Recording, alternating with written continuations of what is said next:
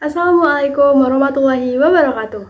Halo semuanya, kenalin aku Zikra Mufira dari kelompok Bakti 92 Snapdragon dari jurusan Farmasi Fakultas Farmasi Universitas Andalas dengan NIM 2311013043.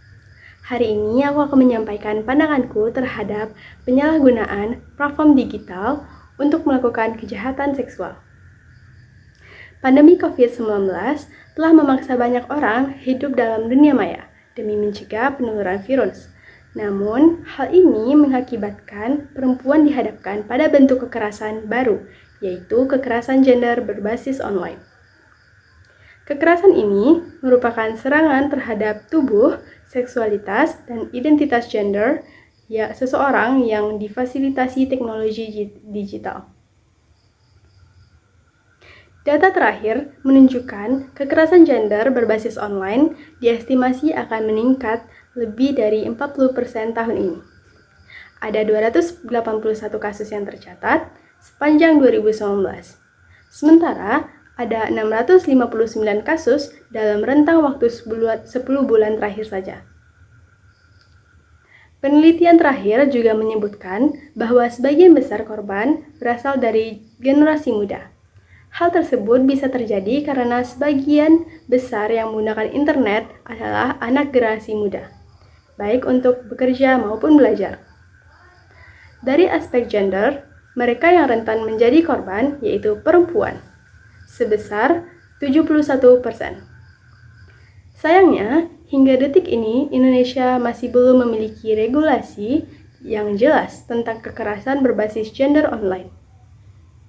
Adapun bentuk-bentuk penggunaan platform digital untuk melakukan kejahatan seksual, yang pertama, morphing, yaitu penggunaan gambar atau video dengan tujuan merusak reputasi orang yang berada dalam konten tersebut.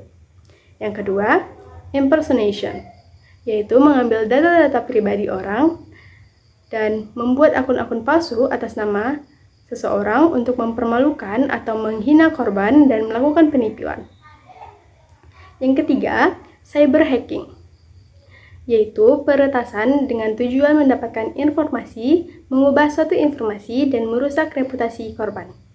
Yang keempat, malicious distribution content, yaitu ancaman distribusi foto atau video pribadi untuk tujuan pemerasan.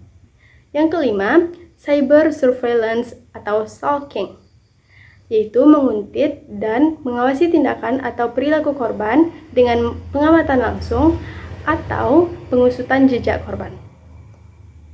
Yang keenam, scammer, yaitu penipuan lewat aplikasi kencan atau media sosial dengan cara membangun kepercayaan lalu membuat cerita palsu untuk meminta uang. Yang ketujuh, non-consensual dissemination of intimate images, yaitu membagikan atau menyebarkan foto, video, ujaran yang berisi materi seksual seseorang tanpa persetujuan. Yang kedelapan, cyber harassment, yaitu perilaku yang untuk memanjiri akun korban dengan komentar maupun pesan yang bertujuan untuk mengganggu, mengancam, atau menakut-nakuti korban. Yang kesembilan, sexting, yaitu aktivitas mengirim atau menggunakan foto telanjang atau mengirimkan pesan teks yang bermuatan seksual tanpa persetujuan. Yang ke-10, cyber recruitment, yaitu memanipulasi korban sehingga ia tergiring ke dalam situasi yang merugikan dan berbahaya. Lalu, apa saja faktor-faktor yang mendorong seseorang dalam penyalahgunaan platform digital untuk melakukan kejahatan seksual? Yang pertama, gaya hidup dan pergaulan di antara laki-laki dan perempuan yang semakin bebas. Yang kedua, rendahnya pengalaman dan penghayatan terhadap norma-norma keagamaan yang terjadi di tengah masyarakat. Yang ketiga, ketidakmampuan perilaku untuk mengendalikan emosi dan nafsu seksualnya.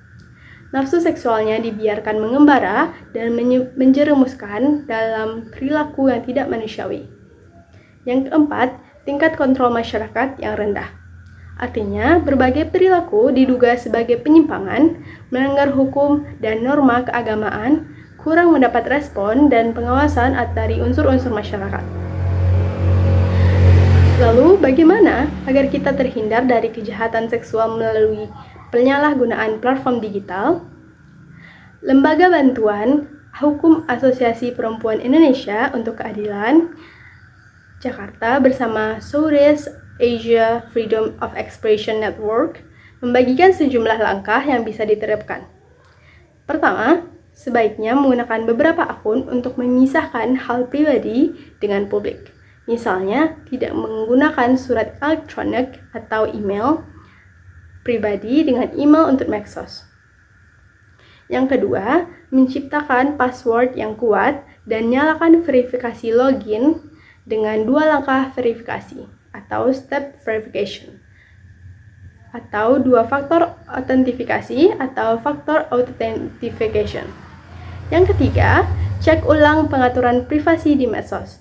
Yang keempat, jangan sembarangan percaya aplikasi pihak ketiga, semisal kuis di Facebook. Selain itu, hindari berbagi lokasi tempat tinggal secara real time. Jangan buka link atau attachment dari pihak yang tak dikenal.